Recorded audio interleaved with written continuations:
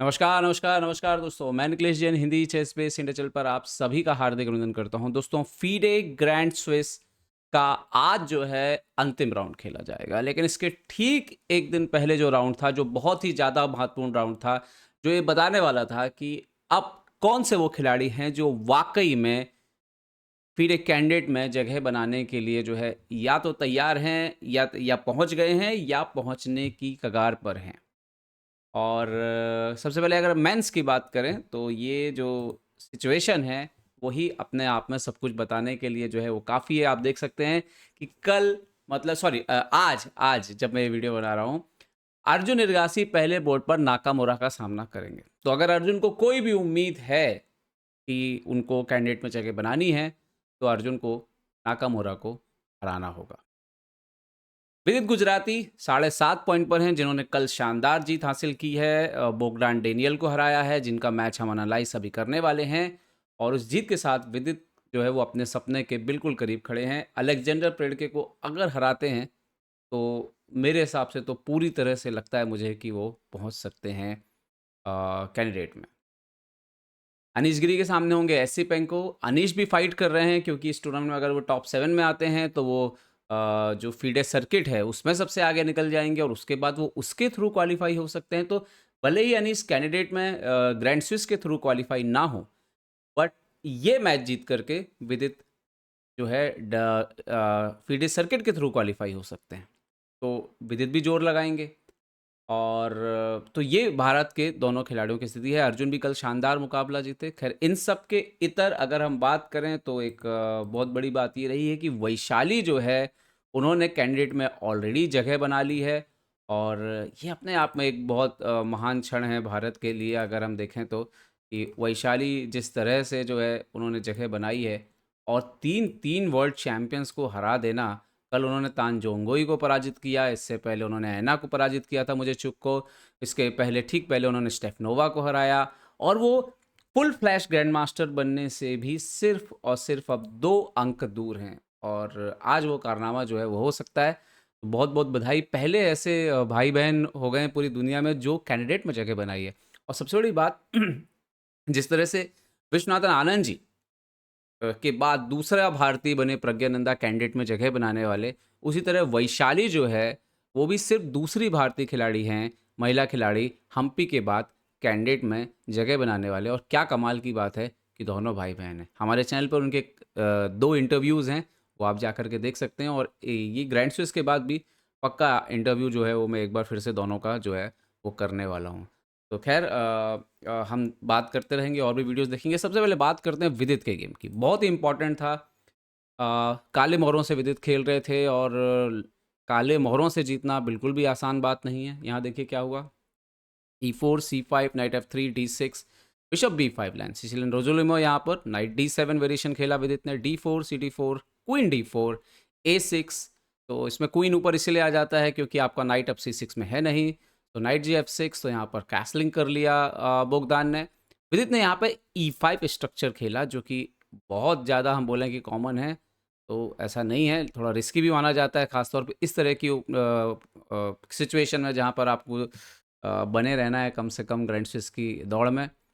Night C5, night C3, bishop E7, रुक D1, bishop D7। तो लगातार यहाँ पे डेवलपमेंट होता रहा। ये पॉन वीक दिखता ज़रूर है बट इस पे कुछ होता नहीं, बदले में ये पॉन ज़रूर वीक रहता है वाइट का। तो ये कुछ जो है सब कुछ जो है वो चलता रहता है। वाइट ने किया यहाँ पर A4, तो विदित खेलते हैं यहाँ पर कैसलिंग।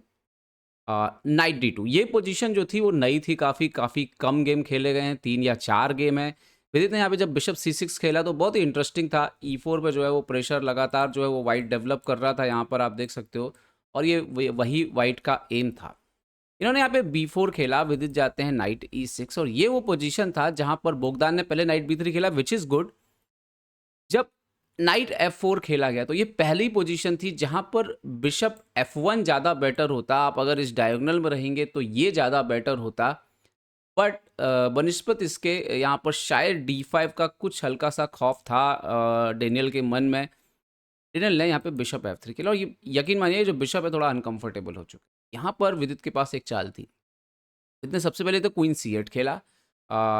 इस फाइल से अपने आप को अलग किया। रुक B1 आते हैं यहाँ पर। एंड देन विदित ने खेला यहाँ पर G5, आइडिया G4 और इस बिशप को जो है यहाँ से हटाना। और तो आप उस बिशप की जैसे आपको टेम्पो जो है वो काफ़ी लूज हुआ है, उन्होंने बिशप D2 खेला। Now G4, bishop E2, and now यहाँ पर विदित ने ये चाल देख के रखी थी और मेरे ख्याल से बोगदान की यहीं पे ब्लंडर हुई, bishop into E, night into E4। तो अभी आप नाइट C D5 यहाँ पे आता है और आप देखिए, और ये एक्चुअली में अगर ये बिशप यहाँ पे नहीं होता तो उसकी जगह आप पहले ही बिशप E2 खींच लेते तो वो ज़्यादा बेटर मूव होती।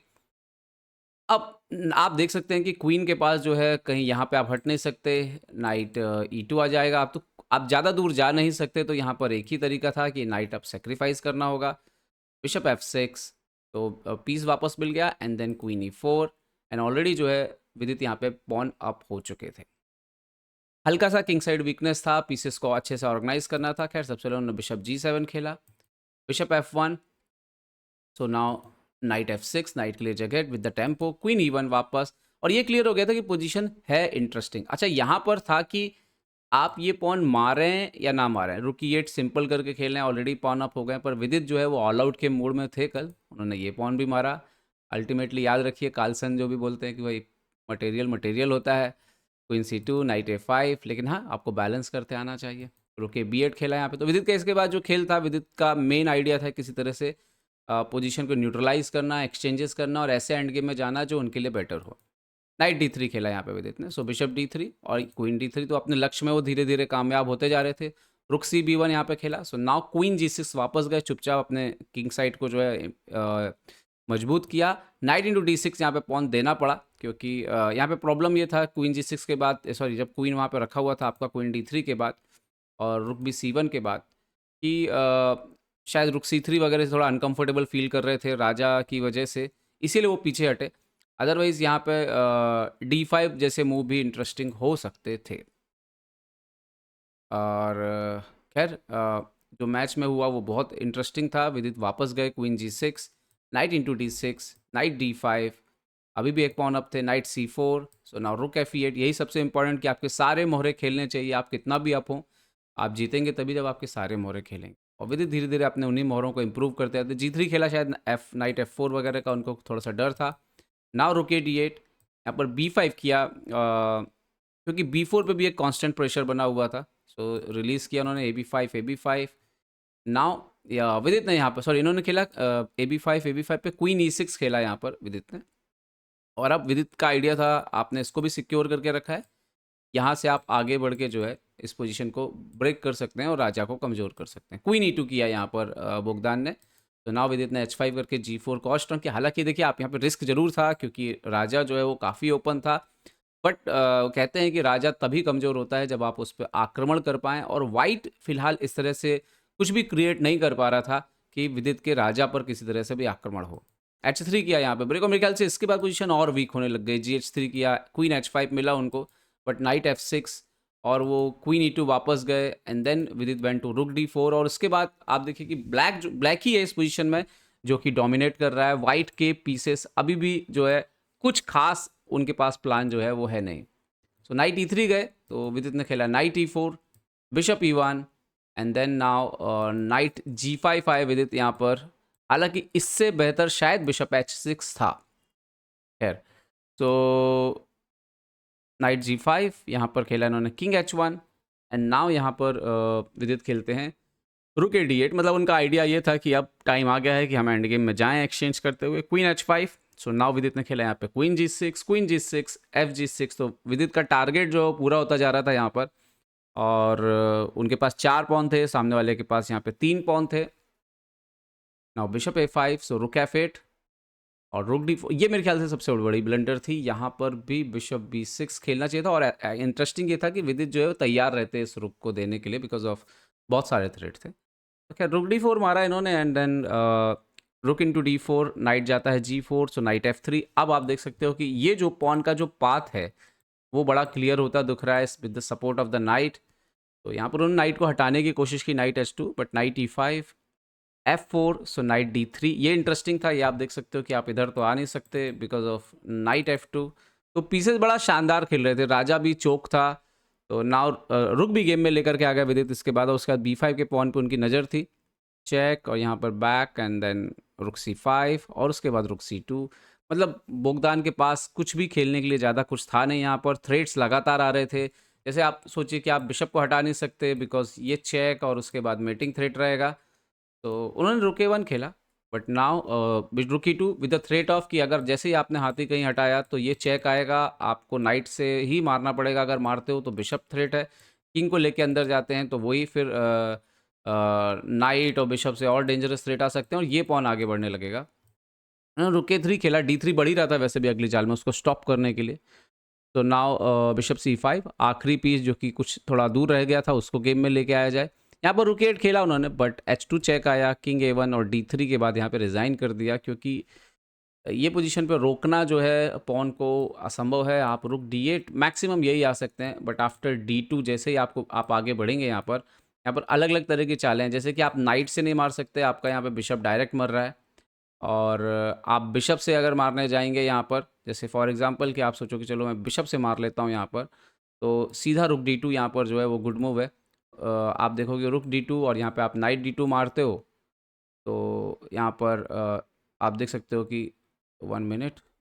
हाँ, अब यहाँ पे मान लीजिए कि हम यहाँ पर इस पोजीशन पर शायद बिशप से आप मारोगे तो नाइट G3 चेक ही हो, मेट ही हो रहा है। तो बिशप से आप मार नहीं सकते और नाइट से मारोगे तो आपका जो है बिशप मर रहा है, और आप रुक से मारोगे तो भी अलग दिक्कत है। तो इसीलिए यहाँ पर जो है D3 के बाद यहाँ पर रिज़ाइन ही कर दिया बोगदान ने। तो एक बेहतरीन जीत विदित के खाते में। इस जीत के साथ विदित को रेटिंग का ही फ़ायदा हुआ है। विदित 2733 पे पहुँच गए हैं, जो कि एक शानदार परिणाम है। और देखते हैं कि क्या आज जो है विदित अलेक्जेंडर प्रिडके को हरा करके अपना सपना जो है, उनका बचपन से सपना है उनका कैंडिडेट में जाना, वर्ल्ड चैंपियन बनना, उस दिशा में क्या जो है वो कमाल करते हैं। बट पहला मैच हारने के बाद इस स्थिति में पहुंचना बेहद कमाल का प्रदर्शन और बहुत ही प्रेरणा देने वाला प्रदर्शन। उम्मीद करता हूँ ये वीडियो आपको पसंद आएगा। पसंद आए तो लाइक शेयर सब्सक्राइब करना ना भूलें। देखते रहिए chess base India. Chess base India के लिए मैं निखिलेश जैन। जय हिंद दोस्तों।